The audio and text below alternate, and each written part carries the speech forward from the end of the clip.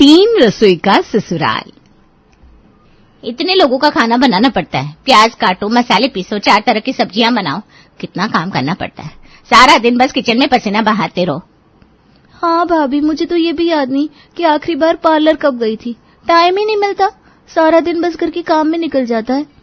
वही तो, सारा टाइम बस खाना बनाने और खिलाने में निकल जाता है।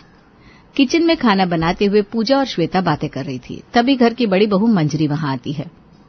क्या बातें चल रही है मेरी दोनों देवरानियों में, जरा मुझे भी तो बताओ। कुछ नहीं भाभी, बस वही रोज की बातें, और क्या। अब हमारी जिंदगी में बचा ही क्या है रसोई के अलावा। बात तो तुम्हारी सही है। पहले सबके लिए खाना बनाओ, फिर खाए हुए बर्तन साफ करो, तब तक दूसरे टाइम के खाने की तैयारी शुरू हो जाती है। और अगर कोई मेहमान आ जाए तो पार्ट टाइम भी करना पड़ता है। मंजरी की बात सुनकर दोनों हंस पड़ी। इसी तरह तीनों बहुओं ने गपशप करते हुए खाना बनाया और टेबल पर लगा दिया। थोड़ी देर में घर के सभी लोग खाना खाने आ गए। ओह, क्या चटनी बनाई है, जीभ पर रखते ही स्वाद आ जाता है। बेटा थोड़ी और चटनी देना। मैंने कहा था आज खाने में लौकी के कोफ्ते बनाया ना? हाँ बनाए भैया, मम्मी जी ने कहा था। हाँ बेटा, इस घर में सबकी पसंद नापसंद का ख्याल तो मुझे ही रखना पड़ता है। किसको खाने में क्या पसंद है सब जानती हूँ मैं। पूजा मन ही मन सोचती है। मम्मी जी तो ऐसे बोल रही हैं जैसे सबकी पसंद का खाना उन्होंने बनाया है। किचन की गर्मी में तब कर खाना बनाए हम और क्रेडिट ले जाए मम्मी जी। मुझसे अब ये सब नहीं होता, कुछ तो आइडिया लगाना पड़ेगा। वाह, ये दमालू तो कमाल के है। घर में खाने का अपना ही मजा है, इसीलिए मैं कभी बाहर का खाना नहीं खाता। घर का खाना इज द बेस्ट। श्वेता धीरे से बड़बड़ाती है। अरे क्यों ही खाएंगे बाहर का खाना, घर में 3 शेफ जो लगे हैं आपकी पसंद का खाना बनाने को। परेशान कर रखा है सबने। मम्मी, रोहन नहीं आया खाना खाने, वो कहाँ है? बेटा आज उसके दोस्त की बर्थडे पार्टी है, वो आज वहीं खाना खाकर आएगा। पूजा धीरे से कहती है। हे भगवान, मैं ये रोज के प्याज लहसुन काटने से तंग आ गई हूँ। अब तो मुझे मेरी अलग रसोई चाहिए जहाँ मुझे कम काम करना पड़े। पूजा कुछ कहा क्या तूने? जरा जोर से बोला कर। कुछ नहीं मम्मी जी, मैं बस ऐसी श्वेता से बातें कर रही थी। अच्छा। सब खाना खाकर चले गए। अगले दिन सुबह नर्मदा ने चाय बनाते हुए किचन से बहुओं को आवाज दी। अरे मंजरी, पूजा, श्वेता, कहाँ हो सबकी सब? आज नाश्ता नहीं बनाना क्या? भूखा ही रखने का इरादा है क्या? नर्मदा की आवाज सुनकर तीनों बहुएं किचन में आई। पूजा के मन में आज अलग ही खिचड़ी पक रही थी। वो मम्मी जी, मैं आज से प्याज लहसुन को हाथ नहीं लगाऊंगी और ना ही खाऊंगी। बिल्कुल सादा नाश्ता बनाऊंगी। मुझे ये प्याज लहसुन मिर्च मसालों वाला खाना ना ही भाता है, ना ही बनता है मुझसे। ये क्या बात हुई पूजा? इस किचन में सिर्फ तुम्हारा खाना ही नहीं बनता, घर के बाकी लोग भी खाते हैं, तो खाना तो सबके हिसाब से ही बनेगा। भाभी, आपको सबकी इतनी ही फिक्र है तो आप बना लीजिए सारा नाश्ता और खाना। मुझसे ये सब नहीं होगा। और हाँ, अगर सादा और बिना प्याज लहसुन का बनाना है तो बोल दीजिए, मैं अभी बना देती हूँ। पूजा, सब तुम्हारे हिसाब से चले ये तो नहीं होगा। तुम्हें जो खाना है खाओ, कोई मनाही नहीं है, पर सबको जो पसंद है वो बनाना तो होगा ही। मैं कहाँ मना कर रही हूँ मम्मी जी, पर मुझसे ये प्याज नहीं काटे जाएंगे। प्याज लहसुन की स्मेल से मुझे उल्टी आती है। जिसको खाना है शौक से बनाए, खुद भी खाए, सबको खिलाए। अच्छा, तो तुम्हें खाना अलग बनाना है। तुम सिर्फ अपना सादा बिना प्याज लहसुन का खाना बनाओगी और बाकी खाना मैं और श्वेता बनाए, यही चाहती हो ना? मम्मी जी, मेरी रसोई अलग कर दीजिए ताकि किसी को कोई प्रॉब्लम ना हो। कोई ये ना कहे कि सारा दिन बस वही खाना बनाती है। मैं मेरा और प्रथम जी का खाना अलग बना लूंगी। तूने प्रथम से पूछा है? वो खा लेगा सादा बिना मसाले वाला खाना? लौकी तोरई का नाम तो उसे पसंद नहीं है। नहीं मम्मी जी, उन्हें कोई प्रॉब्लम नहीं होगी, वो तो खा लेंगे सादा खाना। नर्मदा ने कुछ सोचा और फिर बोली, ठीक है पूजा, तेरी जैसी मर्जी। आज से तुम्हारी रसोई अलग होगी, तुम्हारे बर्तन भी अलग होंगे और खाना अपने हिसाब से बनाओ, बिल्कुल सादा और बिना प्याज लहसुन का। पर मैं और तुम्हारे पापा जी तुम्हारी रसोई का खाना भी खाएंगे, ये याद रखना। पर मम्मी जी, आप दोनों रसोई का खाना कैसे खाएंगी? आखिर पेट ही तो है आपका। पूजा, तू मुझे मत सिखा, तुझे जितना बोला है उतना कर। तेरे कहने पर रसोई अलग कर दी, अब खाना तुझे हमारा भी बनाना होगा। ठीक है मम्मी जी। अब पूजा की रसोई अलग हो गई, वो अलग खाना बनाने लगी और यहाँ मंजरी और श्वेता सबके लिए मसाले और प्याज लहसुन वाला खाना बनाती। अब ये बात श्वेता को भी खटक रही थी, उसे भी अपनी अलग रसोई बनानी थी। एक दिन श्वेता ने अपनी मम्मी को फोन लगाया। हेलो मम्मी, कैसी हो? मैं ठीक हूँ बेटा, तू तेरी सुना? अब क्या बताऊं मम्मी, एक तो इतना बड़ा परिवार है, ऊपर से सबकी अलग अलग फरमाइश है, इतना सारा खाना बनाना पड़ता है। मेरा तो सारा दिन किचन में ही बीत जाता है। पर बेटा तू अकेली तो काम नहीं करती होगी ना, तेरी जिठानियां भी तो है, वो भी तो तेरे साथ रसोई का काम करती होंगी। तो ना थोड़ी काम चोरी कर लिया कर। क्या मम्मी, मंजरी भाभी को गोलू से फुर्सत जब मिलती है तब रसोई में आती है। मम्मी जी उन्हें कुछ कहती भी नहीं। रही बात पूजा भाभी की, तो उन्होंने ये कहकर रसोई अलग कर ली कि उनको प्याज लहसुन वाले खाने से नफरत है।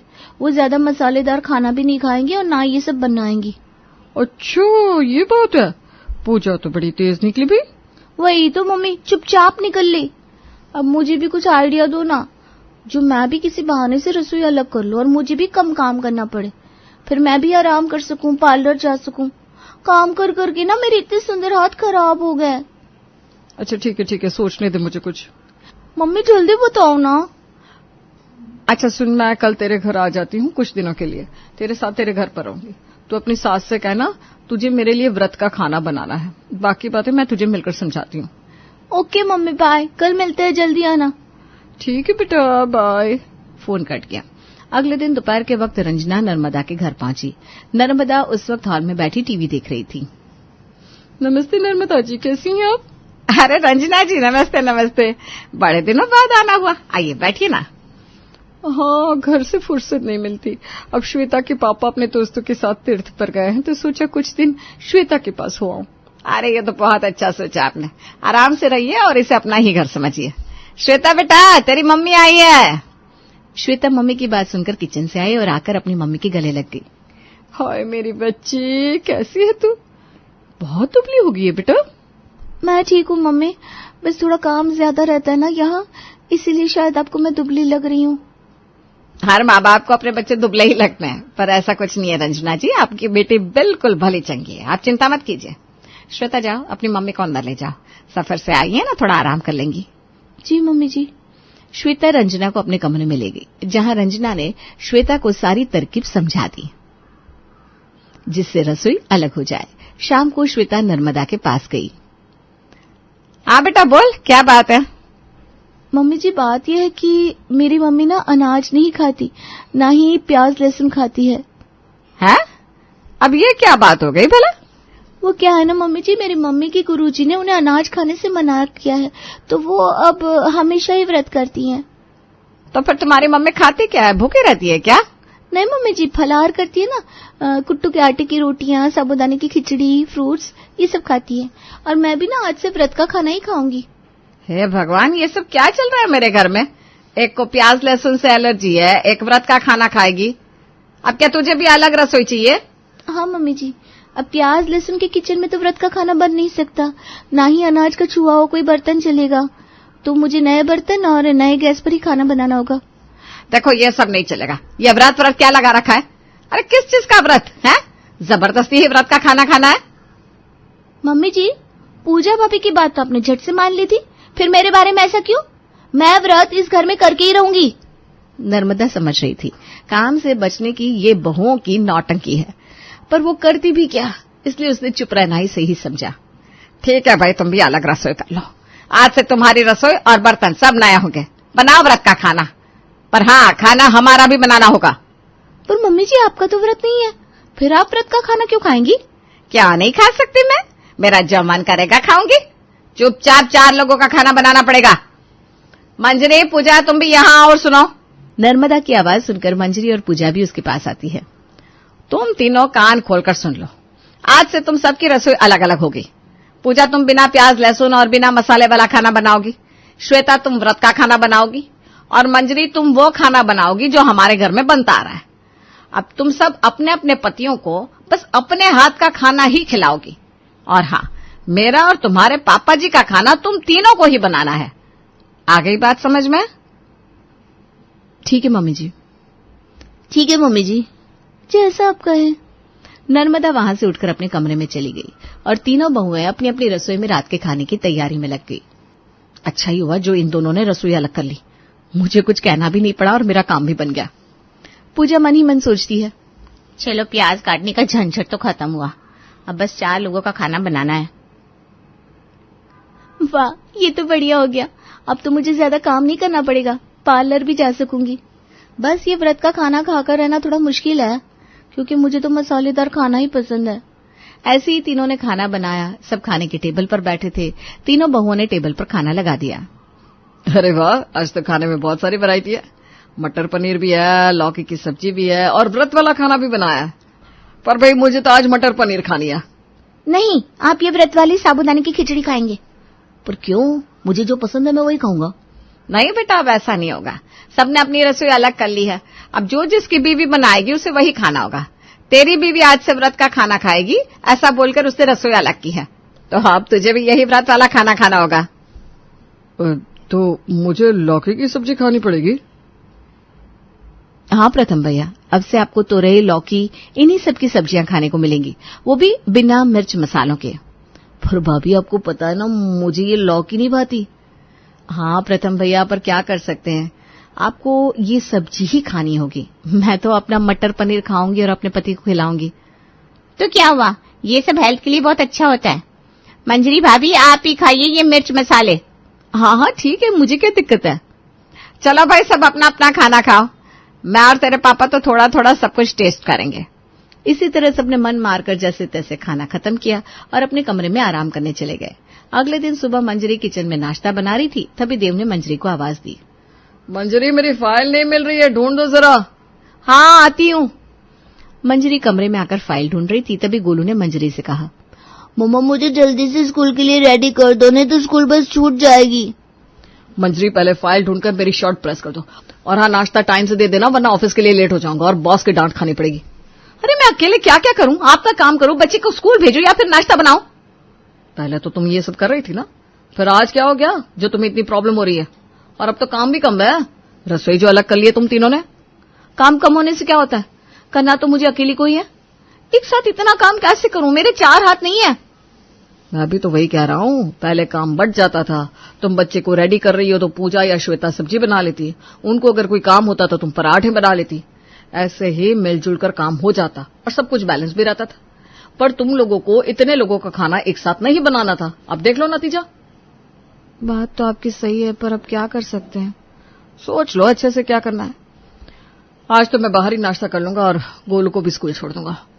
देव तैयार होकर गोलू को स्कूल छोड़ते हुए ऑफिस चला गया और मंजरी को समझ में आ जाता है कि सबके साथ रहना ही अच्छा है। उधर पूजा के किचन से नर्मदा को प्याज की स्मेल आई। नर्मदा पूजा के किचन में गई। पूजा, तेरे किचन से प्याज की गंध कैसे आ रही है आज? तुझे तो बिल्कुल पसंद नहीं है ना प्याज लहसुन। वो मम्मी जी, कल प्रथम जी ने लौकी की सब्जी ठीक से नहीं खाई थी ना, तो मैंने सोचा उनके लिए छोले बना दूं। नहीं नहीं नहीं बेटा, कैसी बातें कर रही हो, प्याज काट रही हो। अरे इसकी गंध से तो तुम्हें उल्टी आ जाएगी। ना बेटा ना, ये सब मत करो। क्यों खुद को इतनी तकलीफ देनी है? प्रथम जैसे भी खाए उसे वही खाना होगा जो तुम्हें पसंद है, क्योंकि तुम्हें ने कहा था ना मैं प्याज लहसुन बना सकती हूँ ना खा सकती हूँ, है? अब क्या कर सकते हैं। हाँ मम्मी जी, कहा तो मैंने ही था, पर अब तो मुझसे भी ये लौकी तोरई टिंडे नहीं खाए जाते। अब आई अकल ठिकाने, फिर भी थोड़ा सोच लो क्या करना है। ऐसा कहकर नर्मदा रसोई से निकल आई और इधर पूजा को अपनी गलती का एहसास हो रहा था। उससे और प्रथम से ये सादा खाना और नहीं खाया जा रहा था। तभी रोहन की आवाज आई। देखो श्वेता, मैं ये तुम्हारा व्रत का खाना रोज रोज नहीं खा सकता। मुझे नाश्ते में पराठे चाहिए। दिन भर ऑफिस में रहता हूँ, कम से कम नाश्ता तो अच्छा दो। 2 फ्रूट्स काट कर रख दिए तुमने। दमाजी, फ्रूट सेहत के लिए अच्छे होते हैं, आपको यही नाश्ता करना चाहिए। देखिए मम्मी जी, आप हमारे यहाँ आई, हमें बहुत अच्छा लगा। आपको व्रत का खाना खाना है तो वो आपके लिए बन जाएगा, पर मुझे मेरे पराठे ही चाहिए नाश्ते में। अगर आपकी बेटी को व्रत का शौक चढ़ा है तो शौक से करे व्रत, ले जाइए उसे अपने घर, पर दोनों माँ बेटी कीजिए व्रत व्रत व्रत। नहीं रोहन जी, ऐसा मत कहिए, मुझे नहीं जाना कहीं और नहीं करना कोई व्रत। मम्मी आप ही कीजिए अपना व्रत।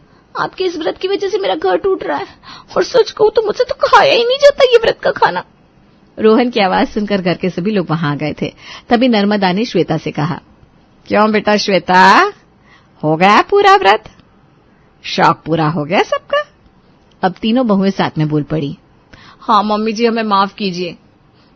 ये सब और हमसे नहीं होगा, हमसे गलती हो गई। मम्मी जी, हम साथ में ही खाना बनाएंगे और बाकी काम भी करेंगे। परिवार में साथ रहने के बहुत फायदे हैं। हम सभी अपना काम आराम से कर सकते हैं। सही कहा भाभी आपने, और घर के सारे लोग एक दूसरे का ध्यान रखते हैं। खाना भी सबकी पसंद का होना चाहिए। अब से हम सब मिलकर रहेंगे। और बेटा श्वेता, तुझे क्या करना है? तेरी मम्मी तो व्रत का खाना खाएगी ना, तो तू उनके साथ अलग व्रत का खाना खाएगी क्या? रोहन की चिंता मत करना, वो यहाँ इस रसोई में खा लेगा। नहीं मम्मी जी, मुझे नहीं खाना ये व्रत का खाना, मैं भी सबके साथ रहूंगी। और मम्मी आप ना अब अपने घर जाइए, आप वहां आराम से अपना व्रत निभा पाएंगी। रंजना को अब समझ में आ रहा था कि यहाँ पूरा परिवार एक हो चुका है, अब यहाँ ज्यादा रुकना ठीक नहीं है, नहीं तो और भी इज्जती होगी। रंजना ने अपना सामान लिया और चुपचाप अपने घर चली गई। चला, तुम सबको अकल आ ही गई कि परिवार साथ ही अच्छा लगता है। सब साथ मिलकर रहे, एक दूसरे के सुख दुख का ख्याल रखे, यही परिवार की सुंदरता है। अब जाओ किचन में और जल्दी से पराठे बनाओ, नाश्ते में देर हो रही है। नर्मदा की बातें सुनकर तीनों बहुएं एक साथ किचन में चली गई और नाश्ता बनाने लगी। नर्मदा के चेहरे पर वही पहले वाला सुकून आ गया। उनका घर फिर से एक जो हो गया था। कहते हैं ना, अंत भला तो सब भला।